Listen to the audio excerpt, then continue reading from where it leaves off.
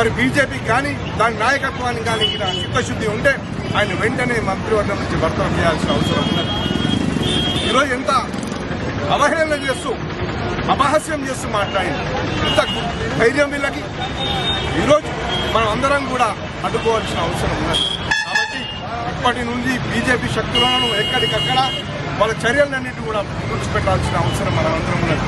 కాబట్టి ఈరోజు రాహుల్ గాంధీ గారు సమాజంలో ఉన్న అన్ని వర్గాలను ఏకమే అందరూ ఒక్కటే అన్న సూత్రంతో మరి భారత రాజ్యాంగాన్ని మూలాలను గౌరవిస్తూ ఈరోజు ఆయన నాయకత్వం ప్రజల మన్ననలు పొందుతున్న తరుణంలో ఎక్కడికక్కడ మతాలను ఉద్దేశాలు తెచ్చగొడుతూ ప్రజలను విడదీసి పబ్బం నడుపుకోవాలని ప్రయత్నం చేస్తున్న చర్యలు అందరం కూడా కూర్పున పట్టాల్సిన అవసరం ఉంది. కాబట్టి ఆయన చర్యలు ఖండిస్తూ మరి నర్సాపూర్ కాంగ్రెస్ పార్టీ ఈరోజు నిరసన ర్యాలీ వ్యక్తం చేసి అందుకు సహకరించిన కార్యకర్తలకు అందరికీ ధన్యవాదాలు.